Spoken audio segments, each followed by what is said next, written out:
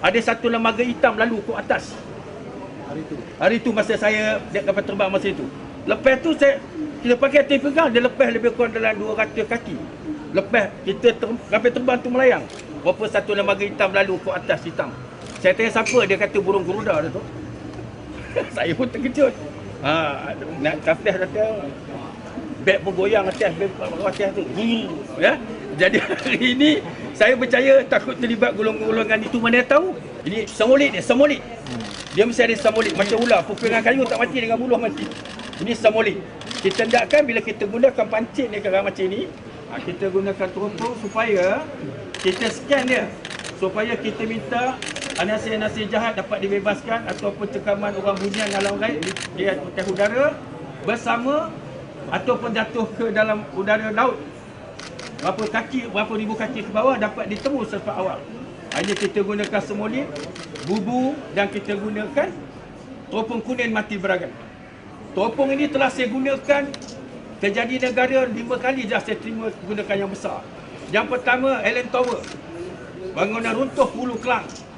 Yang kedua saya gunakan teropong ini melemahkan Kes Munang Peli di Mahkamah Temeloh. Senang Akil jalankan tugas, ilmu hitam dia hilang. Yang ketiga saya buatkan teropong ini mengesan masa-masa terkamba ni Kuala Lipat banjir. Dapat jumpa. Dan juga kita doa pada Tuhan, mudah-mudahan apa teropong kita buat ini bersama-sama para saudara mara yang berbuat kemalangan ini, kita setia Allah yang menentukan. Yasin wa Qur'ani hakim. Islam baca innaka lamina mursalin ala siratal mustaqim azinir rahim. Ya Allah, ya Tuhanku, apabila engkau dan bangsa makhluk Allah di muka bumi tanah Melayu dan tanah Malaysia ini dapat ditemulah kembali, benda yang terjadi itu dapat dijumpakan secepat mungkin. Senang kami berdoa atau hidup ataupun mati. Kalau dapat hiduplah seboleh-bolehnya, jangan meninggal kalau boleh. Dan kita cuba minta kita sebagai umat Nabi Muhammad dan selagi makhluk Allah di muka bumi berbilang kaum dan bangsa, bumi bertuah di tanah Melayu dan Malaysia, satu Malaysia, tetap wujud kita bersama. Assalamualaikum warahmatullahi taala wabarakatuh. Ada nampak apa-apa dalam teropong? Saya nampak pedih dan gelap. Ada nampak bayang-bayang pedih dan gelap. Tapi saya percaya izin Allah bacaan kita buat macam ni ya.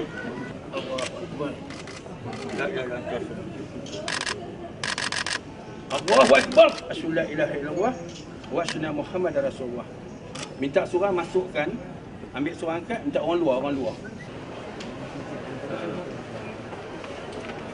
Aku dapat Bismillahirrahmanirrahim. Bismillahirrahmanirrahim. Islam, Muslim, selawat. Bismillahirrahmanirrahim. Sayyidina Muhammad Allahumma salli wa ala Sayyidina Muhammad Allahumma salli. Ya. Dengan izin Allah Subhanahu wa taala, kita berdoa mudah-mudahan dapat selamat ya nak. Tolong. Ya, ini apa? Macam ni je.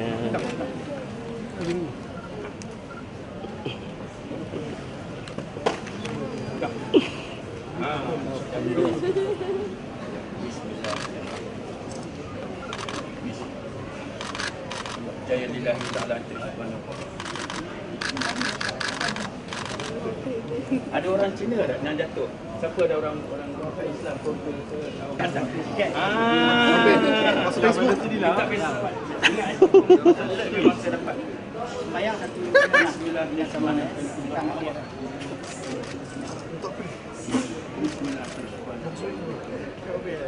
Sorry. Dapat. Allah.